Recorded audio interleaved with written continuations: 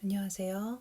서양음악사 3주차 강의 고전시대의 성악음악 부분입니다. 고전시대는 기악음악이 중심으로 발전했지만 그렇다고 성악음악이 퇴보된 것은 아니었습니다. 워낙 이전 시대가 성악곡 중심으로 발전되다 보니까 기악음악의 급부상으로 상대적으로 성악음악이 발전이 저조한 듯이 보여졌을 뿐이지 성악음악도 음악의 전반적인 변화에 동참하였고 고전시대의 음악의 주요한 부분을 차지하고 있었습니다. 고전시대의 성악음악은 오페라, 교회음악, 가곡으로 나눠볼 수 있는데요. 오페라는 이미 바로크 시대부터 있었던 장르죠. 교회 음악은 점차적으로 큰 주목을 받지 못했고 고전 시대의 후반부부터 성악 장르 중 특히 가곡이 점점 인기를 끌기 시작했습니다. 오늘은 오페라를 살펴보도록 하겠습니다. 오페라의 역사를 간단히 이야기해 보도록 할게요. 오페라 하면 이탈리아, 이탈리아 하면 오페라. 이 둘은 뗄래야 뗄 수 없는 관계죠. 왜냐하면 오페라는 이탈리아 피렌체에서 1597년에 탄생했습니다.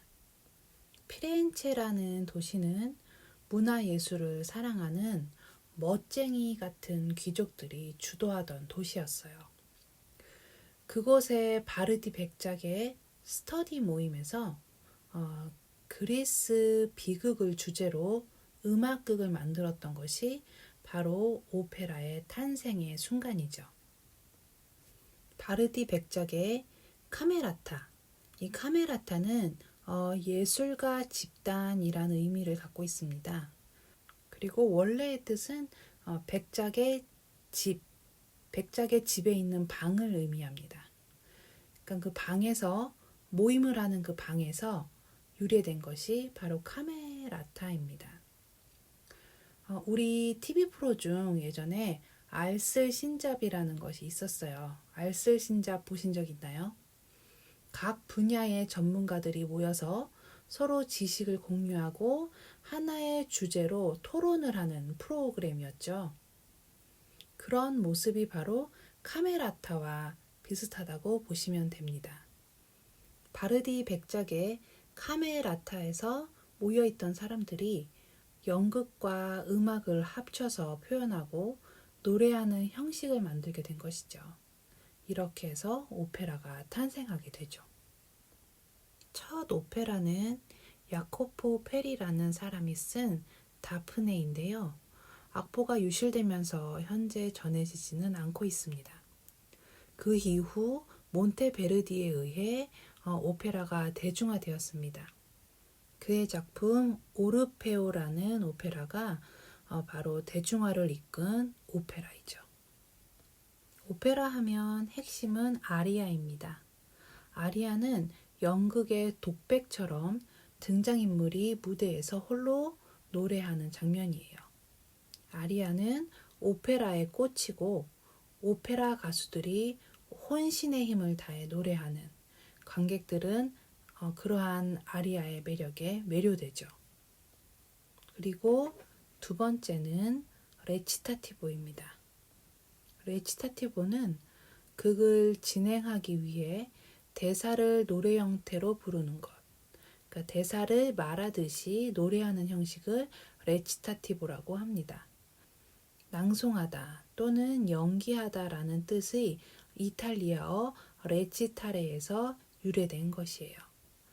아리아와 대조되는 성악 기법이라고 생각하시면 됩니다. 아리아가 등장인물의 개인적 감정을 노래하는 부분이라면 레치타티보는 극의 상황과 줄거리의 전개를 객관적으로 설명하는 장면에 등장합니다.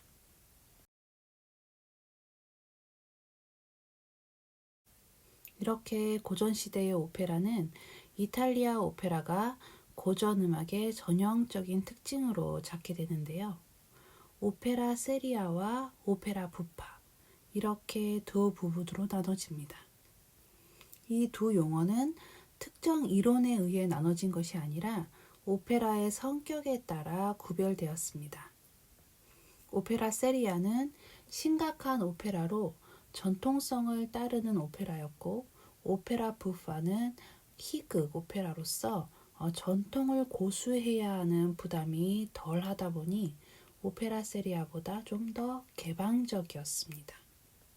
하지만 오페라 세리아, 오페라 부파 양쪽 모두 작곡가, 성악가, 관객들의 반응은 새로운 양식을 만들어 가는데 결정적으로 중요한 요소들을 쌓이게 했고, 이런 것들이 선율의 아름다움에 대한 가치, 그리고 음악이 복잡한 감정을 표현해낼 수 있다는 음악적 가치를 확립시키게 된 것이죠. 오페라 세리아의 태조에 대해서 한번 살펴보도록 하겠습니다. 오페라 세리아는 신화나 전설과 같은 심각한 줄거리를 대본으로 사용되었습니다. 또는 선한 것, 영웅, 운명 등의 도덕적인 내용인 경우가 많았죠. 들배서양 음악사 38페이지 수용 상황을 보시면 이와 같은 내용이 있습니다. 초기 오페라, 특히 피렌체의 초기 오페라는 고대 그리스의 신화적인 이야기가 대부분이었어요. 그리고 선, 영웅, 즉 종교적이고 도덕적이고 교훈적인 내용은 로마의 오페라를 중심으로 성행했었죠. 그러니까 오페라 세리아는 초기 오페라의 전형적인 특징을 유지해오던 오페라라고 볼 수 있습니다. 오페라 세리아는 사회적 규범으로서 통치 계급의 권위를 형상화시키기 때문에 상류층의 인정과 후원을 받았습니다. 그리고 레치타티보와 아리아의 구분이 뚜렷했죠. 레치타티보가 줄거리를 전하는 중요한 부분이지만 아리아가 전체 진행을 주도하고 있었습니다. 18세기 중엽 두 대본가 제노와 메타스타지오에 의해 주도되었고, 그중 피에트로 메타스타지오는 특히 18세기를 넘어 19세기에도 일부 오페라와 작곡가들이 사용을 했습니다. 메타스타지오는 이탈리아의 시인입니다. 그가 만든 극은 글룩과 모차르트를 포함해 많은 18세기 작곡가들에 의해 음악이 만들어졌죠. 메타스타지오는 영웅적인 오페라로 고대 그리스나 라틴 설화에 근거한 이야기였는데, 인간의 열정이 빚은 갈등 또는 사랑과 의무 사이에서의 갈등하는 이야기, 그리고 또 하나의 영웅적 행위나 숭고한 행동으로 마무리되는 오페라가 주를 이루었어요. 오페라 세리아도 점점 변화가 이루어졌습니다. 가장 큰 변화는 레치타티보의 역할 강화입니다. 교재 38페이지 변화의 시도 부분을 보시면 레치타티보 세코의 형태에서 벗어나 레치타티보 아콤파냐토 형태로 쓰이면서 음악적 위상이 강화되었다라고 서술되어 있습니다. 레치타티보 세코는 계속 저음악기에 의존한 메마른 형태였다면, 아콤파냐토는 오케스트라가 보다 풍부한 음향으로 동행하는 반주라고 표현되어 있습니다. 레치타티보 세코는 장식이 없는 간소하고 낭독식인 서창, 그러니까 일반적으로 계속 저음악기, 챈발로의 화음으로 반주가 되었습니다. 그리고 레치타티보 아콤파냐토는 아리오조를 사용했죠. 완전히 기보된 반주를 가지고 있는 관현악 반주의 레치타티보를 말하는 것입니다. 그러니까 레치타티보 아콤파냐토가 레치타티보 세코보다 노래 선율이 보다 성악적으로 만들어져 있는 것이죠. 이러한 노래적인 레치타티보를 아리오조라고 합니다. 너무 다양한 새로운 음악 용어들이 나오고 있죠. 아마 지금 들으면서 이게 무슨 소린가 하고 생각할 것 같아요. 자, 이제 아리오조에 대해서 설명드리겠습니다. 아리오조. 아리오조는 프랑스의 전통적 서정 비극의 영향을 받았습니다. 그럼 또 서정 비극은 무엇이냐? 서정 비극은 프랑스의 오페라를 말하는 음악 용어입니다. 18세기 초 이탈리아 오페라는 유럽 어디에서나 볼 수 있을 만큼 확산이 되어 있었어요. 하지만 프랑스만은 예외였죠. 프랑스는 이러한 오페라 유행에도 불구하고 이탈리아 오페라 자체를 외면했어요. 그렇다고 자신들만의 고유한 오페라를 갖지도 못하고 있었죠.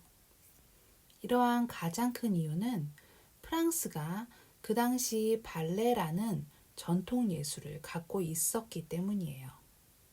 사실 음악가들은 프랑스어를 오페라 언어로 노래하는 것이 어렵다고 생각했어요.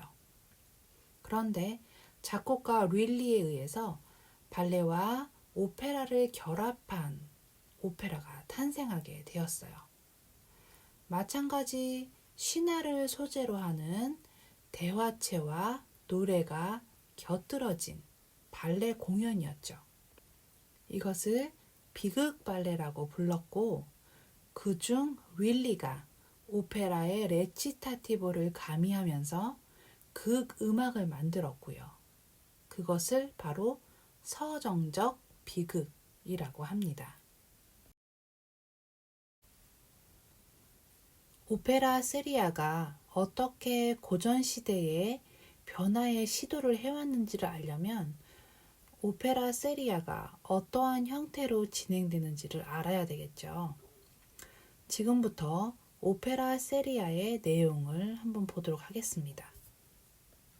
오페라 세리아는 세 개의 막으로 되어 있습니다.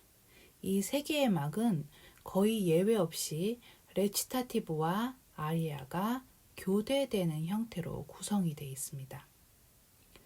대화와 독백으로 연기되는 이 레치타티보는 레치타티보 세코, 그리고 가장 극적인 순간에는 레치타티보 아콤파냐토로 음악이 전개되었어요.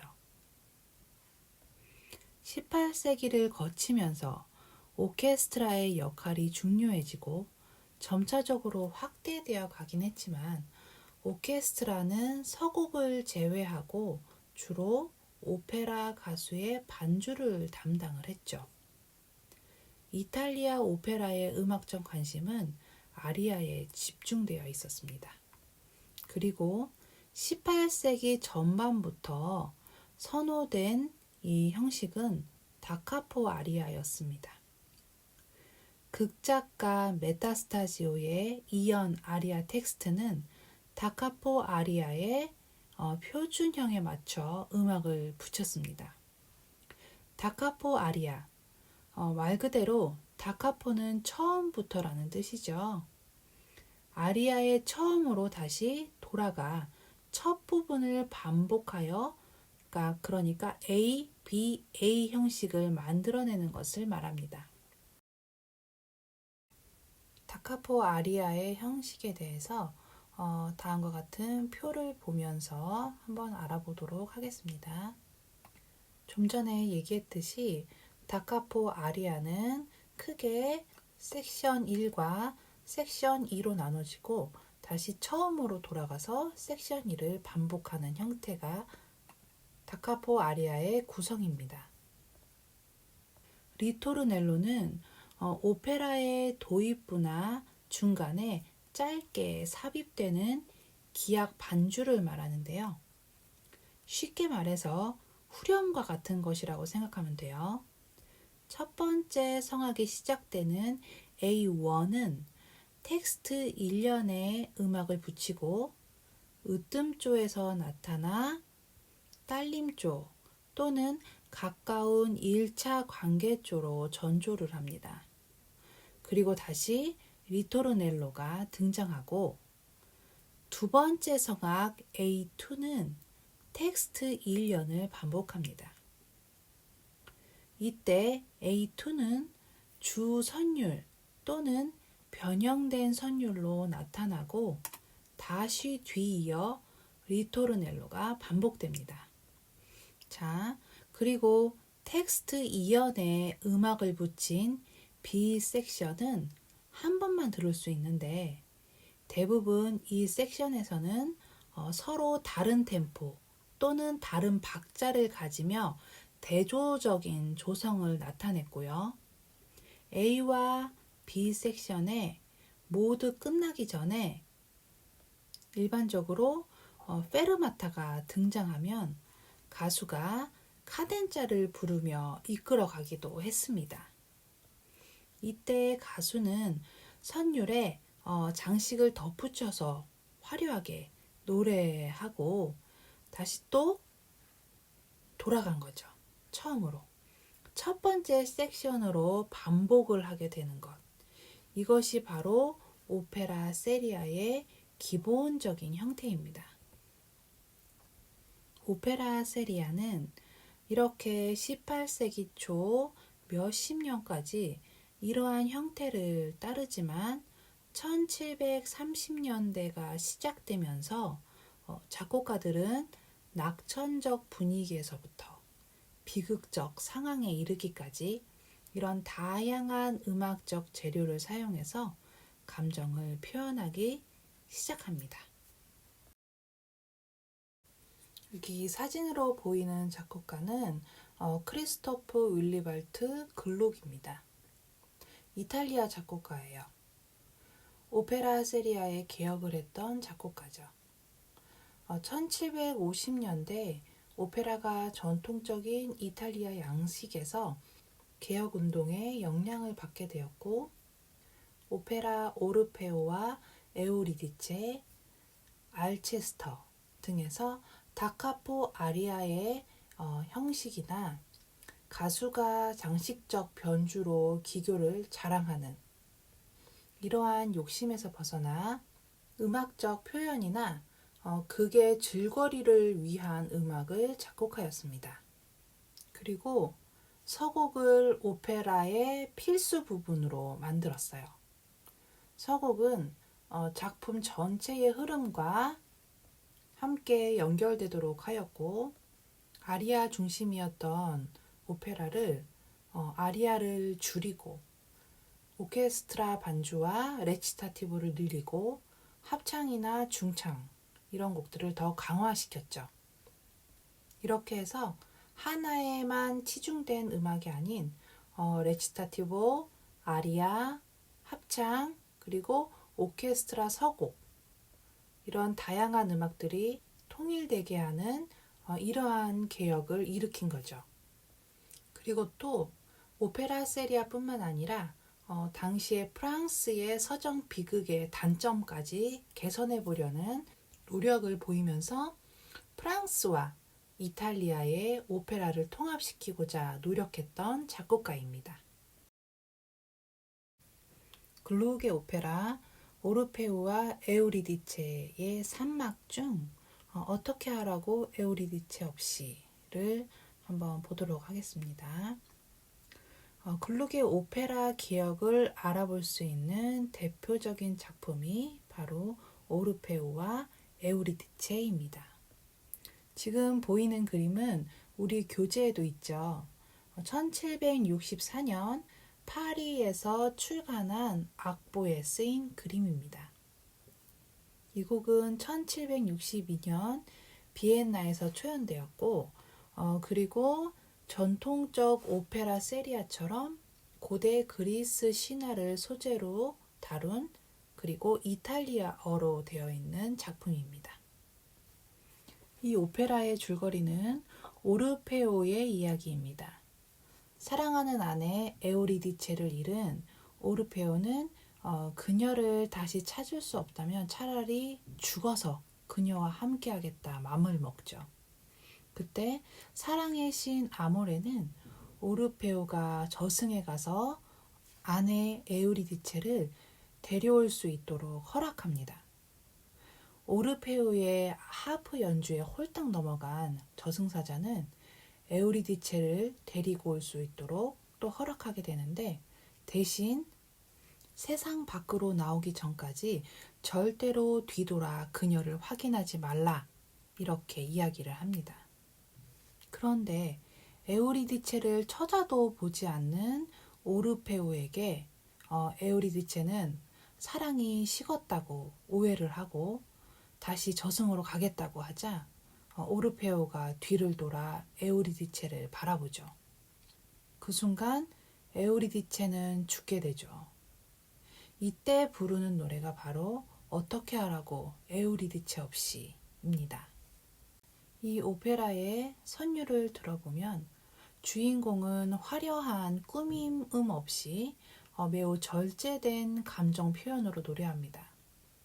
이러한 자연스러운 선율 속에 강한 느낌을 담아 전하는 방식이 오페라 개혁의 단면이라고 볼 수 있습니다. 하지만 이러한 개혁에도 불구하고 사실 오페라 세리아는 일반화되지 못했죠.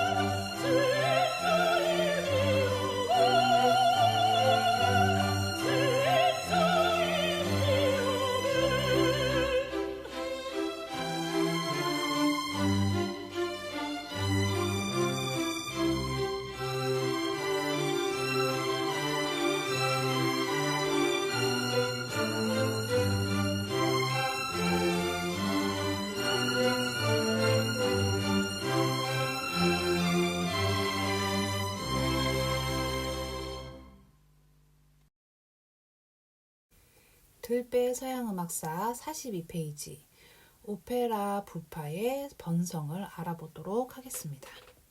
고전시대의 희극적 오페라는 18세기 이탈리아 희극 오페라를 말하는 것입니다. 사용되는 음악 용어는 오페라 부파이지요.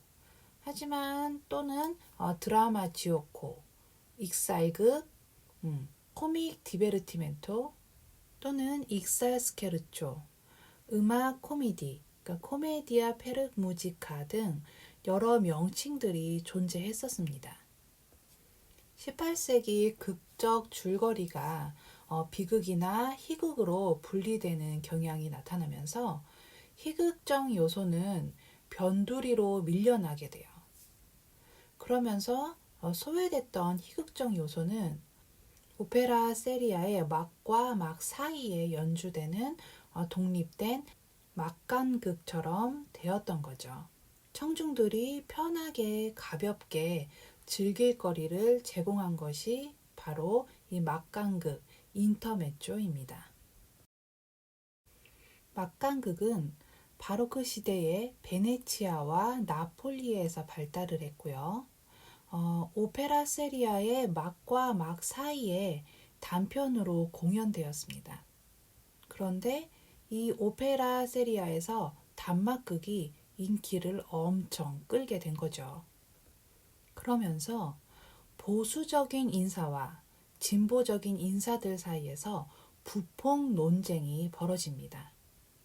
어릿광대 논쟁이라고도 불렸던 이 논쟁은 이탈리아 오페라와 프랑스 오페라 가운데 어느 것이 더 위에 있는가, 또는 가벼운 이러한 주제의 오페라를 용납해야 하는가, 용납할 수 없는가, 이러한 열띤 논쟁이었습니다. 오페라 세리아를 지지하는 왕, 귀족들, 그리고 기득권 계층들, 그리고 오페라 부파를 지지하는 부르주아들 아니면 신지식인들, 이들은 음악적인 논쟁뿐만 아니라 정치, 사상적 대립까지 했었죠. 이 부폭 논쟁은 오페라 세리아의 대가였던 작곡가 라모가 죽으면서 끝났지만 이 부폭 논쟁은 음악 사적으로 아주 재미있는 주제였어요.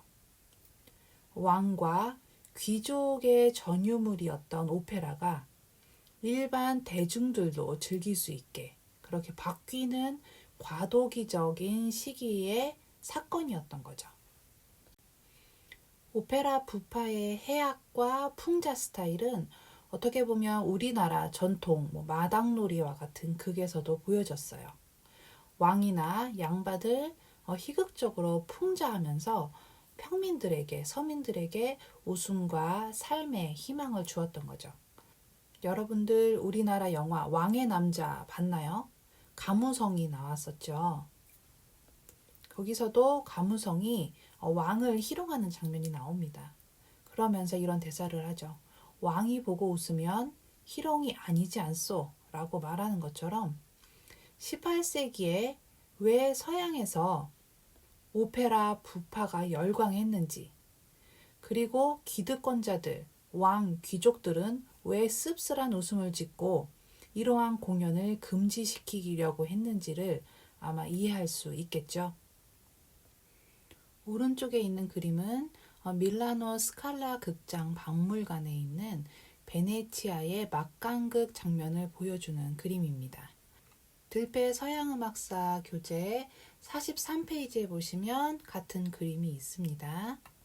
무대에서 2명의 등장인물이 공연을 하고 있고 관객들이 일부는 의자에 앉아서 보고 일부는 서 있고 또 몇 사람은 무대를 보고 있고 또 어떤 사람들은 마치 휴식 시간처럼 이야기를 서로 나누는 이런 모습을 볼 수 있습니다. 지난주에 이야기했던 공공음악회의 장면과 같다고 볼 수 있는데요. 현재의 관객들이 침묵하고 경청하는 음악회는 한참 뒤 19세기 이후의 모습이라고 볼 수 있습니다.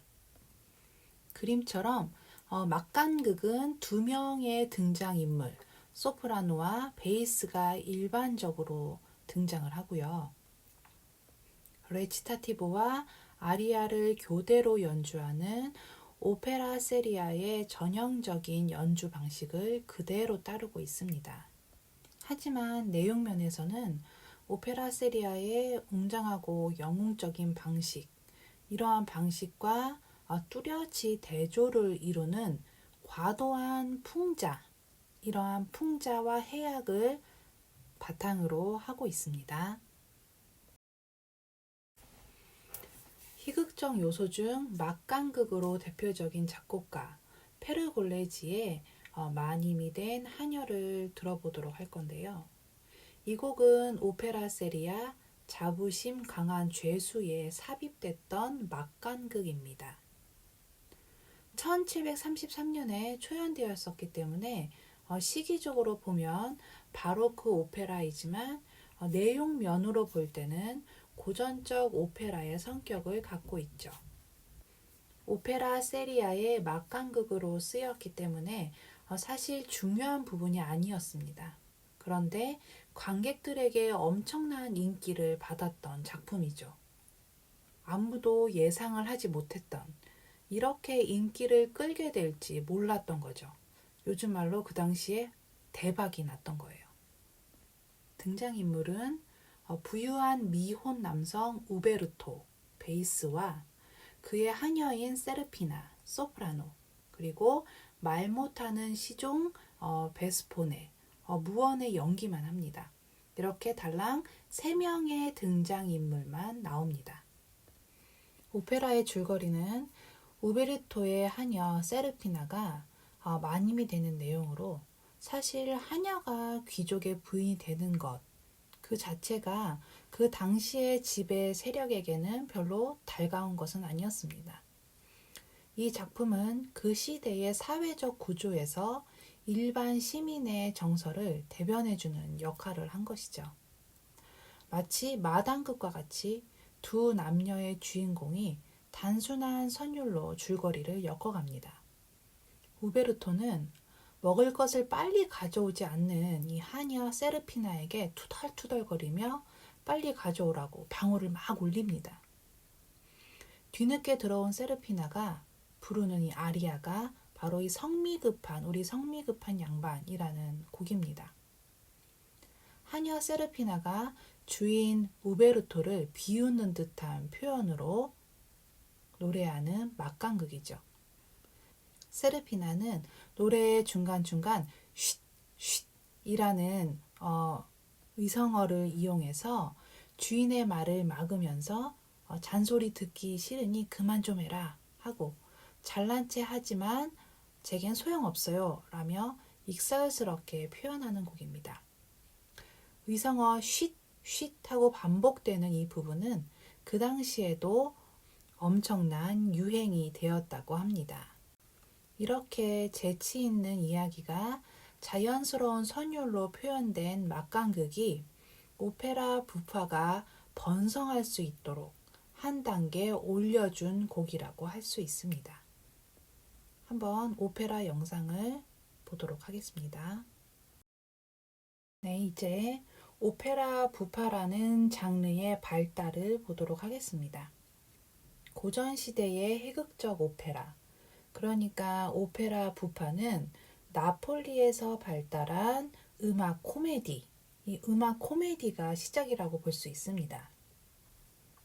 오페라 부파는 7에서 8명의 등장인물이 노래를 부르는 형태로 오페라 부파의 표준적 작품에 해당하게 되었고, 지방 사투리를 그대로 노래의 가사로 사용하였고, 관객과 함께 소통하는 친화적 성격을 강조하였습니다. 이 장르는 귀족과 평민, 허영심 많은 숙녀, 구두쇠 노인, 눈치 없는 영리한 하인, 서로 속이고 속이는 남편과 아내, 또는 서투른 외과 의사, 거만한 군장교의 약점들과 같이 익살스럽고 풍자적인 요소를 보이면서 도덕적인 효과를 주어 사람들을 즐겁게 했습니다. 그리고 아리아는 전형적인 갈랑 양식으로 짧고 아름다운 선율이었습니다. 그리고 단순한 화성과 음영으로 반주가 되었고요. 이렇게 오페라 부파는 고전 시대에는 더 이상 변두리 음악이 아닌 고전 시대를 대표할 수 있는 장르로 발전하게 됩니다. 오페라 세리아가 음악과 극을 단순히 합쳐 놓은 것이라면 오페라 부파는 음악으로 극을 이끄는, 음악이 주도하는 장르로 급부상한 거죠. 오페라 부파 기악 부분에서는 자주 선율의 단편을 반복하면서 전반적으로 음악적으로 서로 유기적인, 얽혀있는 듯한 유기성과 통일성을 이루게 되었습니다. 18세기 중력부터 오페라 부파는 여러 작곡가들에 의해 발전을 했는데요. 이탈리아뿐만 아니라 비엔나까지 넘어와 살리에리 그리고 모차르트가 오페라 부파의 장르로 많은 작품을 남깁니다. 고전 시대의 오페라 부파는 모차르트에 의해 정점을 찍었다고 볼 수 있습니다. 어릴 때부터 연주 여행을 다니며 오페라의 흥행을 경험했던 모차르트는 고전 시대의 대가 중 하모베, 하이든, 모차르트, 베토벤 중 유일하게 모차르트만 오페라 부분으로 많은 작품을 남겼고 그리고 성공도 했었죠. 모차르트의 오페라 부파는 정통적인 오페라 세리아에 뒤지지 않을 만큼 구성이나 짜임새에서 음악적 완성도가 아주 높았습니다. 그리고 곡 전체를 이미지화할 수 있도록 서곡을 만들었습니다. 피가로의 결혼, 돈지오반니, 코지판 투테가 바로 오페라 부파의 대표적 작품이라고 볼 수 있습니다. 모차르트의 작품 중 피가로의 결혼, 포근한 산들바람을 보도록 하겠습니다. 이 곡은 1786년 비엔나에서 초연되었습니다. 피가로의 결혼은 그 당시의 신분 제도에 정면으로 도전한 오페라라고 볼 수 있습니다. 왜냐하면 줄거리가 알마비바 백작의 하인 피가로는 백작 부인의 하녀 수잔나와 결혼을 앞두고 있었죠.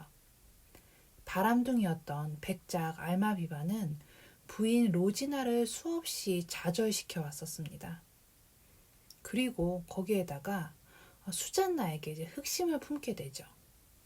백작은 초약권, 이 초약권이 무엇이냐? 초약권은 자신의 하녀가 결혼을 하면 첫날 밤은 바로 주인 영주와, 그러니까 알마비바 백작에게 소유권이 있다라는 것이 바로 초약권이었습니다. 이 초약권을 부활시키려고 한다는 것을 이제 피가로가 알고 수잔나와 백작 부인과 함께 이제 계략을 써서 백작을 무릎 꿇게 만드는 이야기가 바로 피가로의 결혼이었습니다.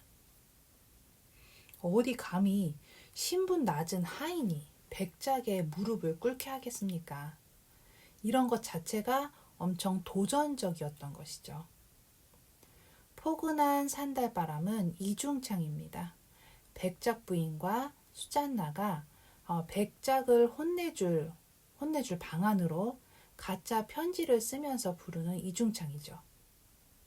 백작 부인이 편지 내용을 이야기하면 수잔나가 받아 적으면서 부르는 노래예요. 서로 주고받는 듯한 형식을 갖고 있습니다.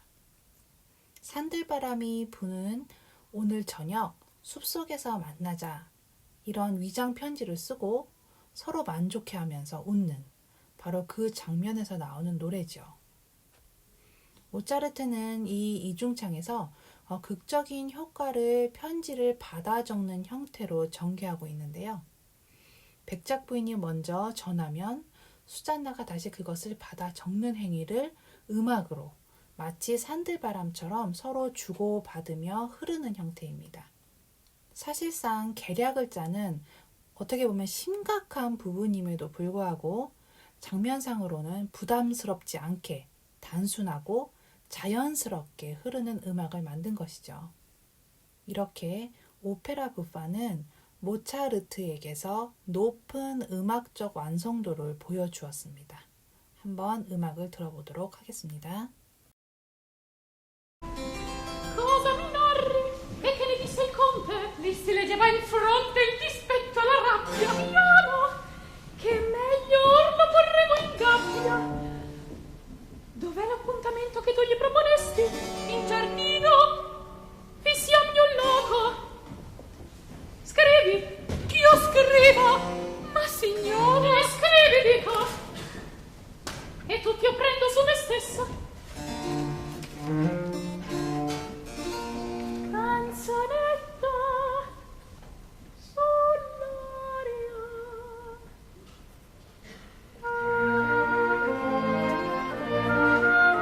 Sull'aria.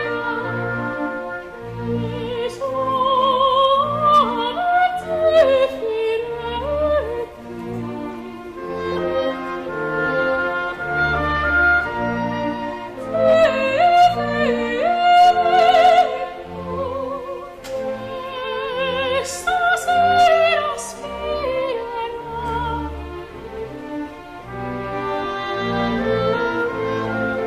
Questa sera spirerà sotto i peli del boschetto, sotto i peli del boschetto, sotto i peli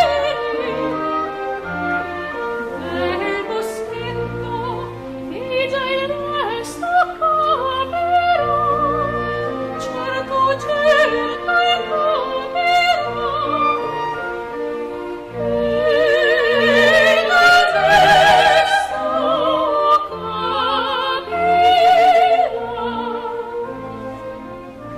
Canzonetta sull'aria e su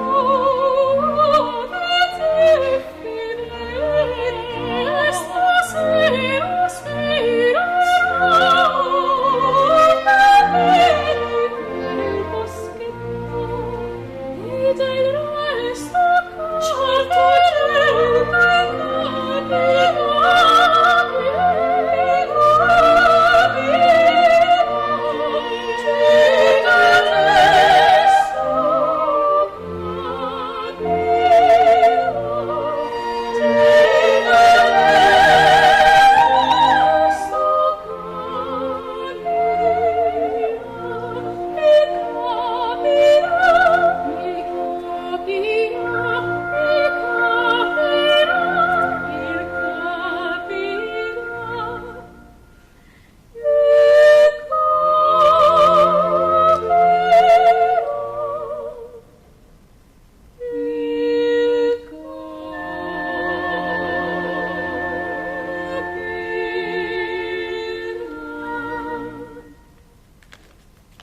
piegato il foglio, or come si sigilla. Ecco, prendi una spilla, servirà di sigillo. Attendi, scrivi sul riverso del foglio, rimandate il sigillo. È più bizzarro di quel della patente. Presto nascondi, io sento venir gente. 네, 오늘의 과제는 오페라 세리아와 오페라 부파에 대하여 오늘 강의한 내용을 정리해서 제출하시면 됩니다. 제출 날짜는 4월 7일, 21일까지 이루리를 통해서 업로드 해주시고요. 코로나 바이러스로 인해 비대면 강의가 2주 연장되었습니다. 여러분들도 이렇게 강의를 동영상으로 들으면서 집중하기가 쉽진 않을 거예요. 강의 자료를 만들면서 부족하지만 어떻게 하면 더 나은 강의가 될 수 있을까 선생님도 많이 고민하고 있습니다. 그러니까 우리 좀 더 힘내서 수업을 이어가도록 해요. 오늘 수업 여기서 마치고요. 모두 수고하셨습니다.